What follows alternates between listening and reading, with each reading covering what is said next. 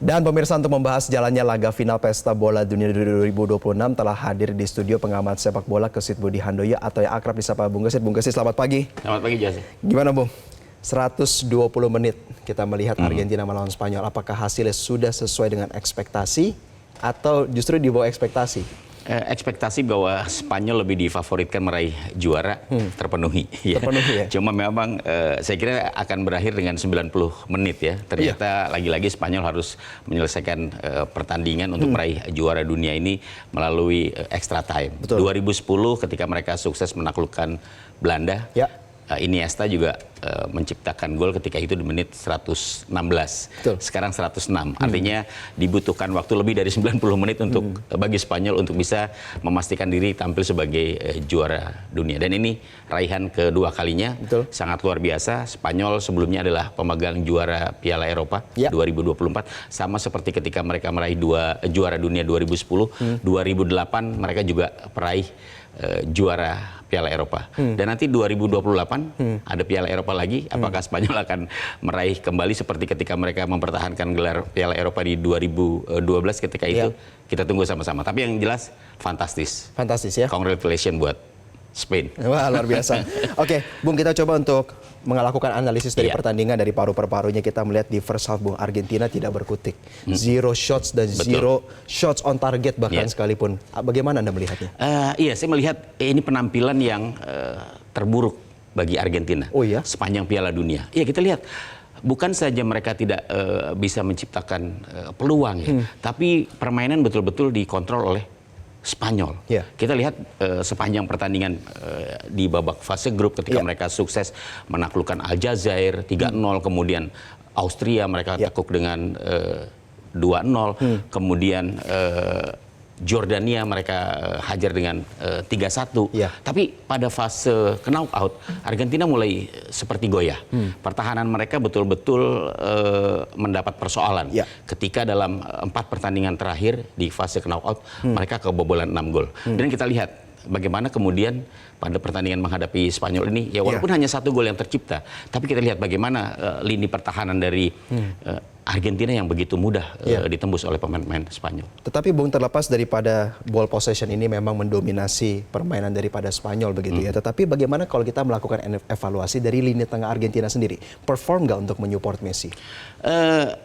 Selain Messi tidak mampu berbuat banyak ya, tidak ada suplai-suplai bola yang mengalir begitu leluasa ke kaki Messi. Ini yang membuat Messi kemudian sulit untuk bisa berbuat banyak ya. Situasinya memang menjadi complicated menurut saya untuk Argentina ketika semua lini betul-betul dikuasai oleh pemain Spanyol. Dan kita lihat pada saat babak pertama lah, bagaimana duet Pedri dan juga Fabian Ruiz itu tampil begitu luar biasa. Walaupun akhirnya Fabian Ruiz harus ditarik keluar, tapi sentral atau pertarungan di lini tengah itu betul-betul memang menjadi milik Spanyol. Dan seperti sudah diduga bahwa kunci permainan dari Spanyol itu memang ada di tengah. Rodri. Mengatur temponya ya, Bung, ya. Tampil sangat-sangat luar biasa menurut saya. Oke, tapi padahal kalau kita melihat Argentina, Scaloni coba untuk melakukannya lebih berbeda dengan memainkan Rodri de Paul dari awal. Apakah itu justru adalah kesalahan buat Argentina? Argentina memang menurut saya dalam situasi menghadapi Spanyol ya, ini the best team, starting line up terbaik yang akhirnya diturunkan oleh Scaloni. Tapi menurut saya memang siapapun yang diturunkan pada situasi seperti ini, kemudian dengan penampilan Spanyol yang begitu konsisten ya. Akan sulit bagi Scaloni untuk menurunkan formasi terbaiknya, karena memang begitu bola dikuasai oleh pemain-pemain Spanyol dan ketika Spanyol kembali memperlihatkan permainan dengan 1 sentuhan, 2 sentuhan, tiki-taka mereka itu jalan, ya seperti yang kita lihat, tak ada yang bisa dibuat oleh Argentina untuk bisa menembus pertahanan dari Spanyol. Masih dari babak pertama ya, Bung. Kita melihat dari 45 menit pertama ini sebenarnya juga di sisi lain Spanyol tidak terlalu berhasil dan juga tidak terlalu piawai di lini depan untuk mengonversi menjadi sebuah gol. Dan di sisi lain kayaknya saya melihat sebenarnya di sini kiper Argentina itu adalah juara utamanya sebenarnya dari performanya. Bagaimana kita melihat banyak peluang ya yang dimiliki oleh Spanyol. Setidaknya 20 total shoot yang mereka lakukan, yang mereka catat ke gawang Argentina. Tapi memang pemain terbaik dari Argentina, ya mau tidak mau memang kita sematkan kepada Emiliano Martinez. Dialah yang menyelamatkan Argentina dari ancaman-ancaman gol yang diciptakan oleh Spanyol. Kalau bukan Martinez penjaga gawangnya, saya kira mungkin udah 3 atau 4 gol barangkali yang bersarang di gawangnya Argentina. Oke, tapi kalau melihat lini pertahanan dari Argentina sendiri, Bung, bagaimana evaluasinya? Saya melihat lini pertahanan Argentina masih banyak PR ya. Masih banyak PR ya. Romero tidak tampil begitu optimal ya. Kemudian juga Lisandro Martinez, Tagliafico di kiri juga tidak main begitu baik ya. Dan ini sebenarnya sudah terlihat ketika mereka memasuki babak knockout. Kita lihat bagaimana pada saat menghadapi Cape Verde misalnya, pendatang baru bisa menciptakan 2 gol. Kemudian pada saat Mesir, Argentina juga sempat tertinggal dengan 2 gol. Pada saat menghadapi Swiss juga demikian. Pun demikian ketika menghadapi Inggris di semifinal. Artinya memang ada celah yang masih begitu mudah ya dimanfaatkan oleh pemain-pemain lawan di lini pertahanan dari Argentina. Ini yang kemudian bisa dieksploitasi oleh Spanyol. Ya memang akhirnya hanya 1 gol yang diciptakan oleh Spanyol. Tapi apapun bahwa ternyata lini pertahanan dari Argentina memang masih begitu rapuh. Di sisi lain, Bung, berkaitan juga dengan lini serang daripada Spanyol, kita melihat De La Fuente dari awal menurunkan Oyarzabal dan juga terakhirnya baru diganti dengan Ferran Torres. Kalau tuh Ferran Torres dari awal hasilnya beda nggak tuh, Bung? Saya kira gini, Ferran Torres tetap akan menjadi super sub. Ya. Kalau dia ditampilkan sebagai starting line up ya di 11 pemain utama sebagai starter, belum tentu dia bisa bermain seperti ini, begitu ya. Tetapi pilihannya saya kira memang Oyarzabal. Ya, dia sudah membuktikan dirinya sebagai pemain yang paling banyak menciptakan gol bagi Spanyol sepanjang Piala Dunia ini dengan 5 gol. Iya, kalau gue melihat di sisi lain, kalau misalkan dimasukin di belakangan itu ada permainan mental itu. Iya, jadi ada situasi yang kemudian membuat pemain itu ketika dia turun dari bangku cadangan, berarti ada harapan ya. Ada harapan yang ditumpukan oleh pelatih kepada pemain tersebut, apalagi ketika tim belum bisa menciptakan gol. Betul. Ya, jadi motivasinya biasanya berlebih. Dan itu ditunjukkan oleh Ferran Torres. Berhasil dikonversi menjadi gol. Kita beralih ke second half, Bung, yang tidak juga kalah menarik adalah melihat permainan mental gamenya. Di sini cukup keras ya permainan daripada Argentina, terutama individu-individu bentrok dengan tim Spanyol dan lain sebagainya. Jangan-jangan cuman ini kali caranya untuk menurunkan konsistensi dan juga memancing Spanyol. Ini juga konsisten terlihat waktu melawan Inggris. Pada saat menghadapi Inggris kita melihat para pemain Argentina itu berupaya untuk memancing emosi para pemain Inggris ya ketika itu. Sedikit berhasil, berhasil. Tapi di situ lagi-lagi para pemain Argentina mampu memperlihatkan mentalitas mereka. Tapi di final itu tidak terlihat sama sekali. Ya, mentalitas itu seperti runtuh. Ketika Argentina biasanya tertinggal, dia mampu untuk melakukan comeback. Kali ini tidak muncul, kali ini tidak terlihat. Dan itu sebenarnya sudah bisa ditebak ketika mereka memang betul-betul tidak mampu untuk bisa menguasai jalannya pertandingan. Ball position yang hanya 35% dibandingkan dengan Spanyol yang 65%. Kemudian total shoot yang hanya 2 yang dimiliki oleh Argentina. Ini menunjukkan bahwa Argentina memang betul-betul underperform. Underperform ya? Iya. Kalau kita melihat dalam perkembangannya di second half ya, Bung, kita mulai melihat adanya pergantian pemain di sini. Kita melihat Scaloni dalam perkembangannya juga seperti tidak punya opsi ketika dikenai kartu merah. Tetapi ketika dikenai kartu merah, Scaloni kan kita membayangkannya jadi punya pilihan antara harus menyerang atau bertahan dengan 10 pemainnya. Dan kelihatannya memilih untuk bertahan. Apa jangan-jangan mungkin kalau memutuskan untuk menyerang dengan masukin Martinez berubah hasil yang berbeda? Agak sulit ya kalau Argentina kemudian tampil terlalu terbuka bermain terlalu terbuka. Justru ini yang menjadi sasaran empuk bagi Spanyol. Mereka akan lebih mudah. Jadi satu-satunya jalan memang bermain dengan low block. Dan ini yang akhirnya diperlihatkan oleh Argentina untuk bisa membendung serangan-serangan yang dilakukan oleh Spanyol.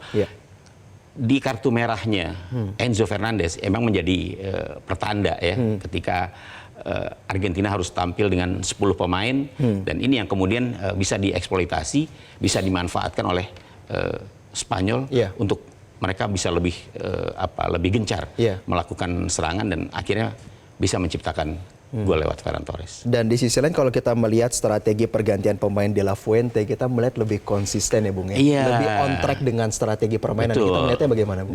Dia bisa melihat ya ketika misalnya Rodri sudah sulit untuk bisa bersaing. Dia butuh darah segar di lini tengah. Ada Pedri di sana. Ketika kemudian Oyarzabal juga sudah sulit untuk bisa berbuat banyak ketika mendapatkan peluang.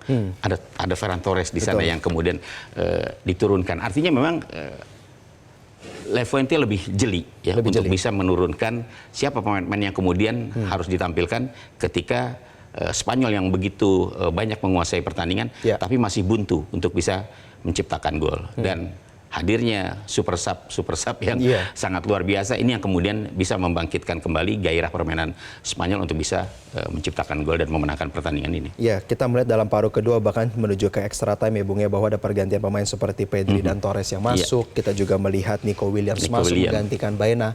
Di paruh kedua untuk ke paruh sampai ke extra time, Bung, kita melihat kalau dari sisi offense-nya sendiri dengan rotasi pemain tersebut lebih nusuk ke dalam nggak? Iya, lebih nusuk ya. Hadirnya Nico Williams saya kira dia tadi golnya kan lewat dia. Ketika ada crossing langsung menuju ke gawang, ada dia heading, kemudian Ferran Torres masuk dari second line ya, dari lini kedua, tidak terkawal oleh pemain-pemain Argentina sehingga dia begitu leluasa untuk bisa menciptakan gol dengan tendangan cukup kerasnya tadi. Artinya kehadiran Nico Williams ini membuat serangan-serangan yang dibangun oleh Spanyol khususnya dari sektor kiri ini jauh lebih berbahaya. Lebih banyak memberikan ancaman yang lebih serius di gawang Emiliano Martinez. Nah, kita juga akan nanti mengelaborasi lebih lanjut dari penambahan waktunya seperti apa ya Bung Kesit dan juga pemirsa. Jangan kemana-mana, tetaplah bersama kami di Breaking News Metro TV. Dan pemirsa, kami akan kembali untuk mengulas pertandingan final Piala Dunia bersama dengan pengamat sepak bola Bung Kesit. Bung Kesit, kita baru saja menghadirkan paket berita tentang Messi The Last Dance. Tetapi The Last Dance-nya di pertandingan final ini top skor juga enggak, dan juga berapa mungkin touch-nya tadi dalam pertandingan? Bagaimana kita menilai performa Messi? Ya, pada akhirnya Messi habis juga ya di final gitu. Sulit untuk kita mengatakan bahwa kali ini Messi betul-betul menjadi bintang ya. Karena memang dia seperti dikunci. Ya, sulit untuk Messi berkembang lebih jauh lagi sepanjang pertandingan di final ini. Dan tampaknya memang para pemain Spanyol tahu betul bagaimana harus menjaga Messi, bagaimana harus mematikan Messi, ya bagaimana kemudian menutup ruang bagi Messi supaya dia tidak banyak atau bisa bergerak leluasa khususnya di sektor kanan. Ya. Dan last dance dia ya akhirnya berakhir dengan menyedihkan karena ambisi untuk bisa membawa Argentina back to back tidak terwujud, termasuk juga keinginan Messi dan masyarakat Argentina tentunya untuk bisa menjadikan Messi sebagai top scorer di Piala Dunia kali ini. Dia harus mengakui keunggulan Mbappe dari Prancis yang sudah menciptakan 10 gol, dan lagi-lagi Mbappe harus atau Messi harus menyerahkan sepatu emas Piala Dunia kepada generasi penerusnya ya. Iya, generasi penerusnya. Tetapi kalau kita melihat sebenarnya di sisi lain ya Bung, lini tengah dari Argentina, kita kan juga bisa melihat terlepas dari kita berbicara hanya tersisa 10 pemain ya Bung. Apa yang menjadi evaluasi total dari lini tengah sehingga tidak berhasil untuk mendukung Messi Bung? Karena begini, kalau saya lihat ketika tekanan itu datang dari Spanyol ya, praktis para pemain Argentina ini lebih banyak bertahan. Ya, mereka lebih banyak ikut membantu pertahanan. Roberto De Paul misalnya, ya mau tidak mau ya, biasanya dia tampil begitu eksplosif, ternyata kali ini juga tidak begitu muncul penampilannya. Kemudian juga Fernandes juga begitu ya, bahkan akhirnya harus diusir karena kartu merah. Kemudian juga McAllister yang biasanya juga bisa menjadi salah satu supplier bagi Messi, kali ini betul-betul tidak berkutik ya. Artinya memang karena mereka terpaksa atau mau tidak mau harus bermain lebih ke bawah, sehingga ketika melakukan fast break ini tidak optimal dan selalu kalah dalam duel 1 lawan 1 menghadapi pemain-pemain Spanyol. Mungkin istilahnya Argentina itu membutuhkan Pedri dan juga Olmo untuk mendukung Messi begitu ya Bung? Ya, ini kelemahan dari Argentina. Yang tidak ada di Argentina adalah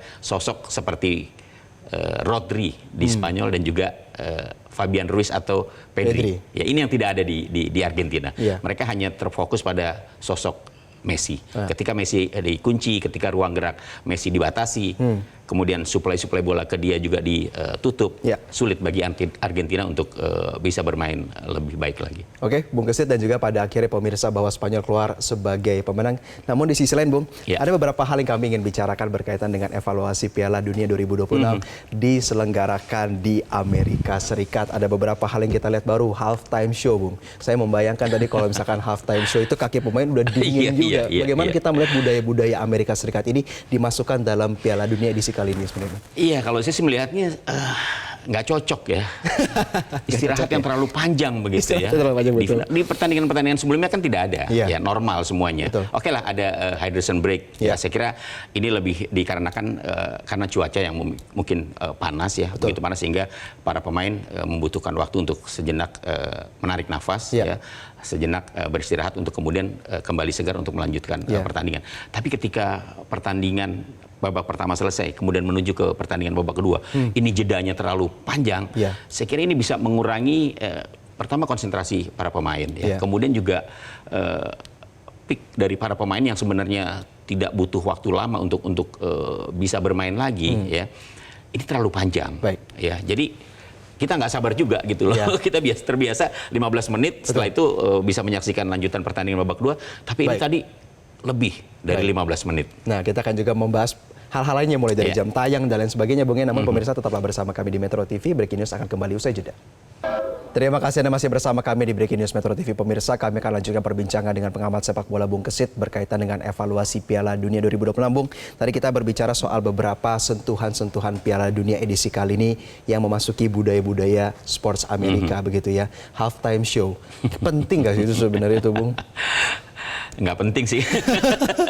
Itu yang membuat tiketnya sampai ratusan juta itu kan, kita melihat. Tapi memang kalau kita menyimak ya penonton yang hadir di setiap pertandingan sepanjang Piala Dunia, ini memang di luar dugaan. Karena kan sebelumnya muncul kabar bahwa tiket sulit, tiket harganya mahal begitu kan, bahkan bisa 2-3 kali lipat dari harga normal. Tapi setelah kita lihat ternyata stadion tetap full, ya. Artinya ya isu-isu itu bisa dipatahkan lah. Artinya bahwa tetap masyarakat bisa menyaksikan langsung ke stadion, berbondong-bondong untuk hadir ke stadion, sehingga stadion hampir di setiap pertandingan itu selalu full begitu ya. Tapi balik lagi ketika ada pertandingan sepak bola yang kemudian breaknya dari babak pertama menjelang babak kedua itu terlalu lama, ini sangat-sangat tidak sangat-sangat tidak efektif lah. Betul. Sangat tidak efektif. Kita melihat jedanya cukup panjang ya, Bung. Ada hydration sangat break. Panjang malah. Betul, ada hydration break di sana. Sedangkan kita kan membayangkannya tolak ukur waktu halftime ini kan juga ada pertimbangan saintifik ya untuk menjaga kondisi lebih prima kan ya. Kalau untuk kedepannya nanti, Bung, kalau misalkan ada Piala Dunia lagi mungkin hanya di Amerika aja kali ya. Ini budaya Amerika banget. Tapi kalau sudah balik lagi ke Eropa, di Piala Dunia 4 tahun berikutnya di Spanyol, Maroko dan Portugal, saya kira akan back to basic lagi lah ya. Ini karena budaya Amerika aja, entertainnya memang selalu tinggi dan ya akhirnya sepak bola kena imbasnya. Begitu.